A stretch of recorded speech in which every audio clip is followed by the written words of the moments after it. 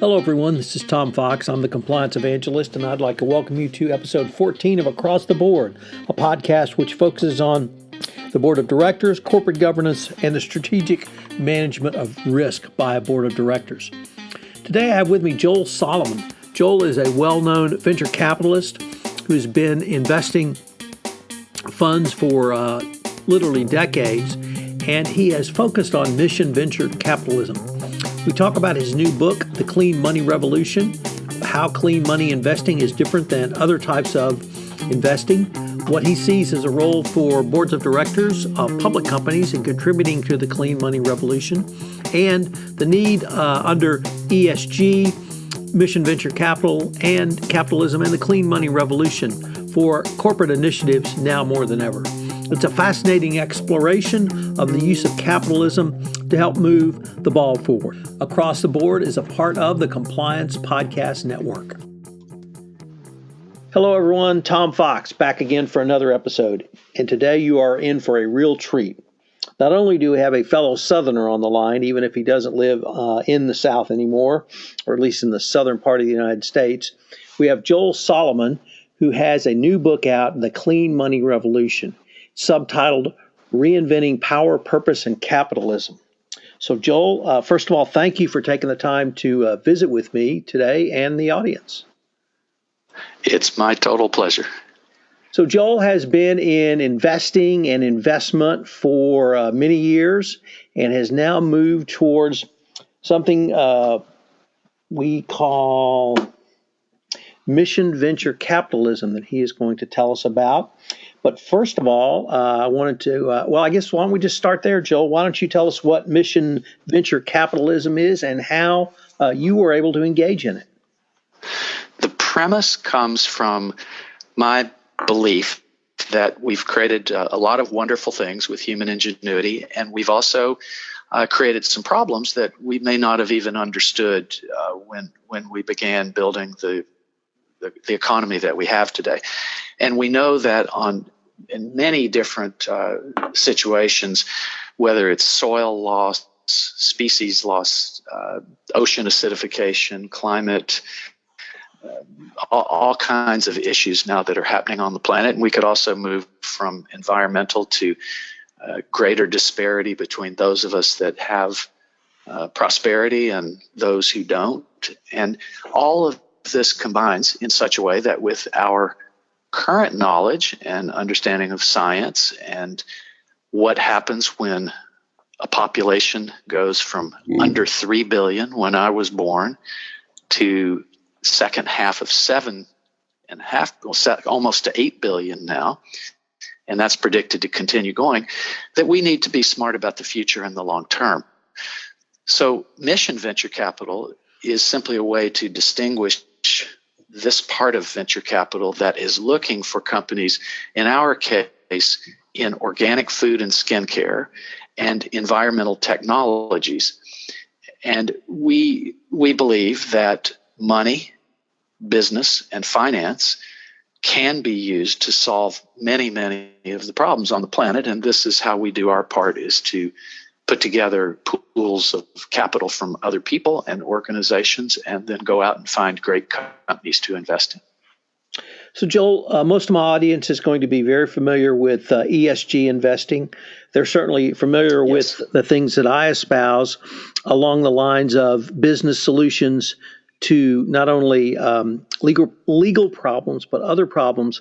But it seems to me you have taken this really a step further with mission venture capitalism and your book, The Clean Money Revolution. So I was wondering if you might tell us what led you to write the book and how someone might utilize that to move forward with their investing strategy. I wrote the book because now, moving towards my mid-60s, I've had a lot of opportunity and privileges of a time in history that's been good to my family and myself. And it's been a very exuberant time, as I mentioned earlier, where many new things were possible and continue to be possible. And the Mission Venture Capital firm is pretty straightforward. That is helping high net worth people put their capital into things that might be more aligned with their beliefs about the future. and what they want to leave to their children. The clean money revolution is a personal project, which takes it a step further. And I do three things in the book. One is I describe a lot of personal stories and how did I come to this thinking? What formed me? Second is that there's a field and a movement that's been underway for several decades that I was lucky enough to stumble into, really, and watch a number of organizations beget next organizations and networks and ways of thinking that had to do particularly around entrepreneurs who wanted to build companies that clearly were aligned with things they thought would be good for the world.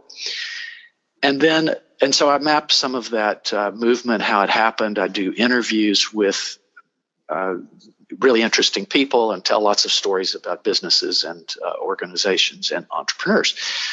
And then the final section is the call to action and asking people to step up further on their own behalf and again on the people that will follow us on this planet, and think about where our money is and who and what places it's affecting. Are we proud of that? Does that align with what we believe about being a good human and a good citizen? And are we willing to do something to make choices, of which now many exist, and to move capital from things that actually might be more damaging than we wish and affect how we think about ourselves, if we really look at it, what our children think about us, and move them into investments that we believe to be constructive towards a safe, prosperous, and fair future. And that's what the clean money revolution is. There's plenty of money in the world. We have something like $30 to $50 trillion in North America alone that will be passed through death to younger people. And I estimate there's probably 100 trillion globally or something. At that level, it doesn't matter if it's 100 or 120 or 80, that there's a lot of money that is passing hands generationally. Information is accelerating. And we are going to hit a moment where a huge amount of capital is willing to flow in these long-term thinking directions. That's what the book is. So does that type of thinking with what I heard of really multiple stakeholders also translate over to not only fund managers, but corporations that in their business strategy or their investment strategy? I believe so. I think for all of us, this is probably the biggest money-making opportunity in history, because we do need to overhaul the economy for tomorrow versus yesterday. And that means just take the built environment, for example, which is one of the biggest contributors to climate issues because of energy leakage in buildings and all kinds of inefficiencies. And people in real estate or construction understand why the multiple parties and interests that have to be involved in a large construction project, how complicated it is to get it all aligned so that the people's financial interests and their long-term, short-term, long-term, it's complicated. But as we go back and retrofit and redo the built economy, similarly to transportation, to food systems, and really everything that's done, it's a tremendous job creator. This is not an industry that is going to be done by robotics. You need people to go in and open up walls and put in insulation and all of those kinds of things, and to manufacture and build the devices and things that will invent and build the devices that will help us better track and have better information. So there's opportunities across the economy, and the awakening about this is clearly underway. Second, if you're a big company, you've got to retain employees. You need to have social license. You need to be able to operate in places.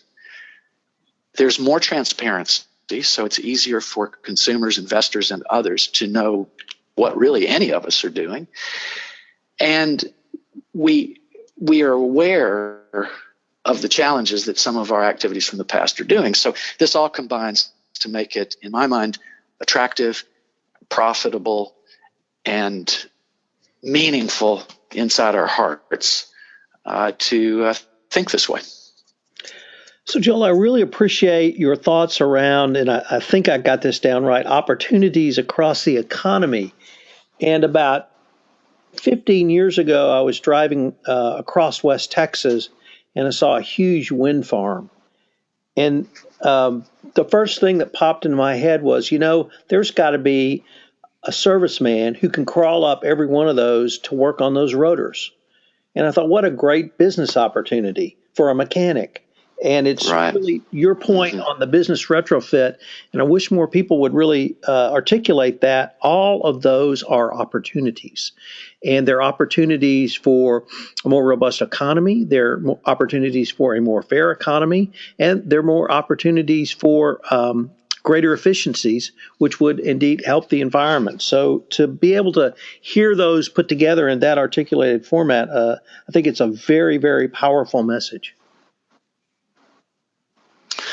Well, thank you for that. I'm just doing the best I can to be down to earth about it and speak to the future and be very practical. So do you really help people who have money to invest? Does the book help them understand how to look for some of these opportunities, or is it more of a call to action? Well, I think that what you asked me before is all these different large institutions in society that can be part of this. So the wealth management industry, for example, is facing a new consumer. The younger generation in particular, but it could be life events that happen, health events, and thinking about one's legacy. There's a new demand hitting wealth managers saying, I don't want to be invested in that, so please get me something that I do want to be invested in. And there are growing pressures from many directions and to many different institutions. So the book is like a doorway. It is not a comprehensive map or an academic study of it all. It's a much more storytelling kind of format.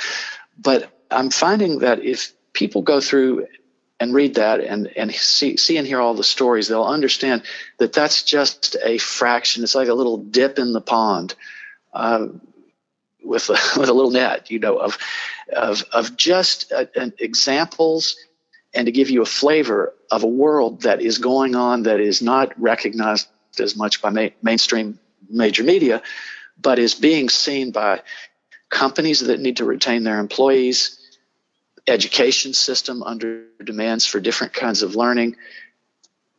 And as I said, the social license aspect, but keeping your consumers happy, whether they're individuals or large systems, because things like reducing your negative impacts, your externalities, is going to be regulated more. It's going to be necessary to succeed.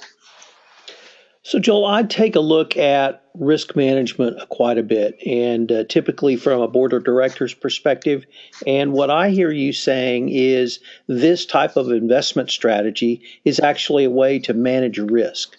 And if that risk is that your consumer base, your stakeholders, or even the government would find fault with your company's investment strategy, this type of strategy actually it's not a preventative, it's actually a proactive way to manage reputational risks or other risks that are not really as well managed these days.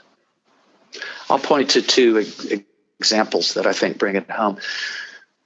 One is, do you have stranded assets? Are you sitting on assets, meaning a big corporation? And the obvious one would be energy. Right.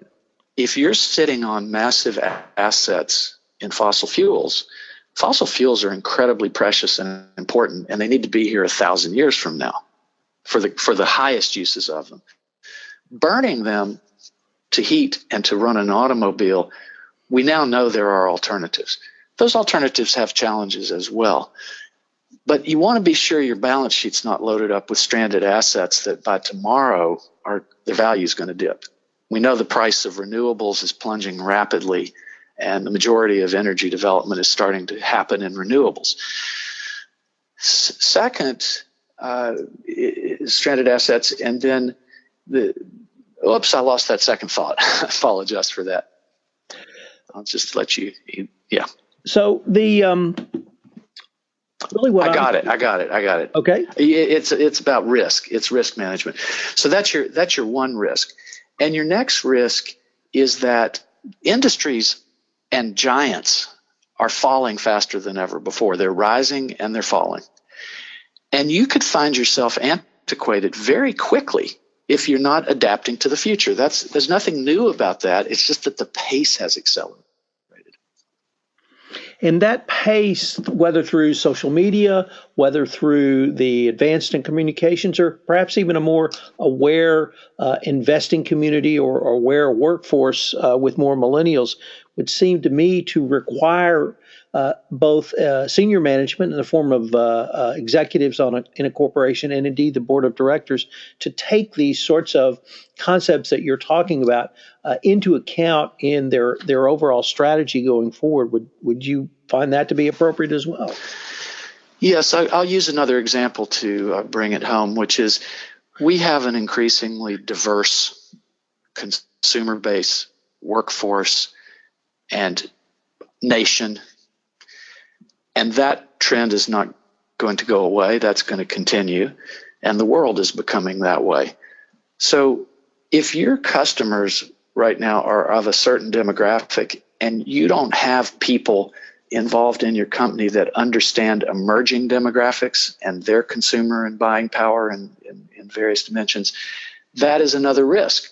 And what is beginning to happen, as it's early, but ESG and that type thing, and looking at companies and seeing are they adapting to what's coming down the road as opposed to living on formulas and ways of doing things that are starting to shift. That's a huge risk. I think that's absolutely right, and I think that's been borne out by scandal after scandal, and many companies now, I think, hopefully, are finally getting the message and moving in that direction.